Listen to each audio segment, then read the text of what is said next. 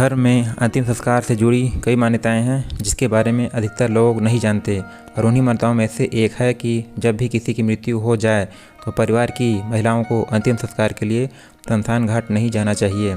हिंदू पुराणों में महिलाओं को शमशान घाट जाना वर्जित बताया गया है और साथ ही यह भी बताया गया है कि महिलाओं को शमशान घाट क्यों नहीं जाना चाहिए। आज के इस वीडियो में हम आपको यही बताने जा रहे हैं आखिर महिलाओं को शमशान घाट जाना वर्जित क्यों है, जिसका वर्णन गरुड़ पुराण में किया गया है। हालांकि आज के समय कई जगह महिलाएं अंतिम संस्कार के दौरान शमशान घाट जाने लगी हैं।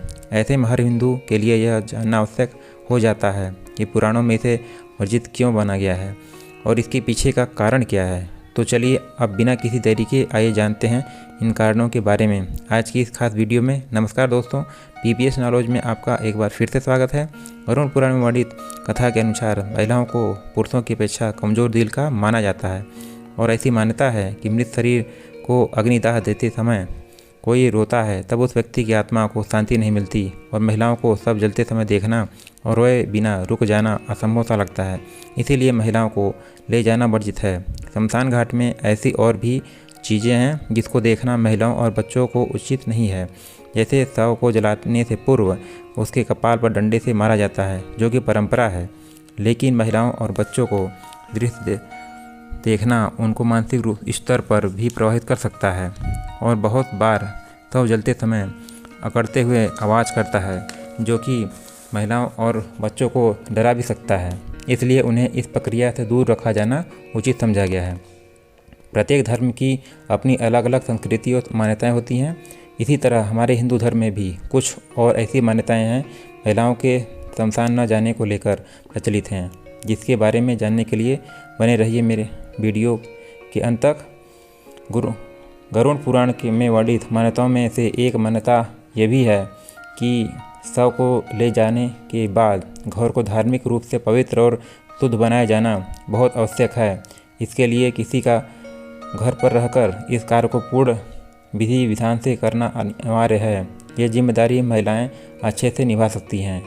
यही सोचकर पुरुषों को शमशान घाट जाकर तब की अग्निदाह की जिम्मेदारी सौंपी गई है और जिम्मेदारी के दूसरे पहलू को निभाने का उत्तरदायी महिलाओं को माना गया है, जिससे महिलाएं पुरुष के घर के आने के बाद उन्हें स्नान कराने और पवित्र कराने का कार्य करती हैं।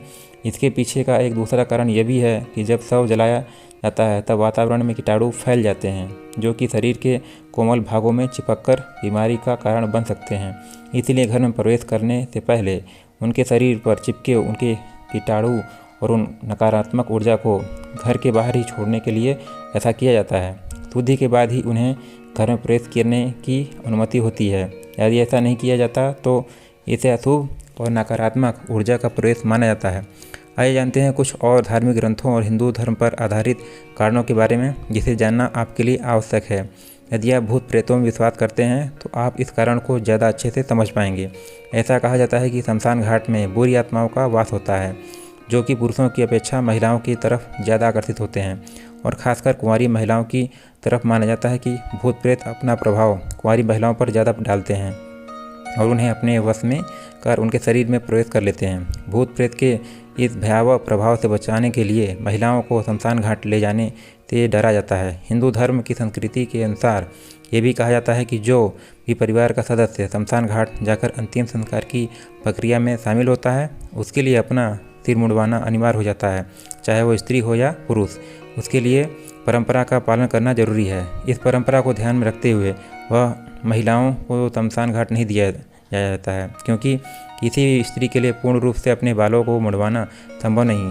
पुरुषों के लिए मुंडन करवाना कोई गंभीर समस्या नहीं, परंतु महिलाओं के लिए ऐसा करना उनके हिंदू धर्म में वर्णित रूप से खिलाफ है। यह आवश्यक नहीं कि ऐसा सभी करते हैं। ये लोगों की मनोवृत्ति पर निर्भर करती है कि वे कौन सी परंपरा और मान्यताओं को मानना चाहते हैं, क्योंकि आज कई महिलाएं इन परंपराओं को नज़रअंदाज करते हुए अंतिम संस्कार में शामिल होती हैं, परंतु मुंडन की परंपरा को नहीं मानती। ये तो अपने कई बार ही हमारी संस्कृति हमारी पहचान है, इसीलिए उस संस्कृति को आगे बढ़ाना और निभाना हमारी जिम्मेदारी बन जाती है। हालांकि संस्कृति और परंपराओं का पालन करना प्रत्येक की अपनी इच्छा पर निर्भर करता है, परंतु बहुत से लोग इसे अंधविश्वास मानकर नज़रअंदाज कर देते हैं। ऐसा नहीं है कि धर्म में वर्णित मान्यता और परंपरा का कोई आधार नहीं, प्रत्येक का अपना कारण और महत्व है। तो आज की वीडियो यदि आपको पसंद आई हो, उम्मीद करता हूँ यदि आपको पसंद आई होगी तो मेरे चैनल को सब्सक्राइब, लाइक एंड शेयर करना ना भूलिए। धन्यवाद।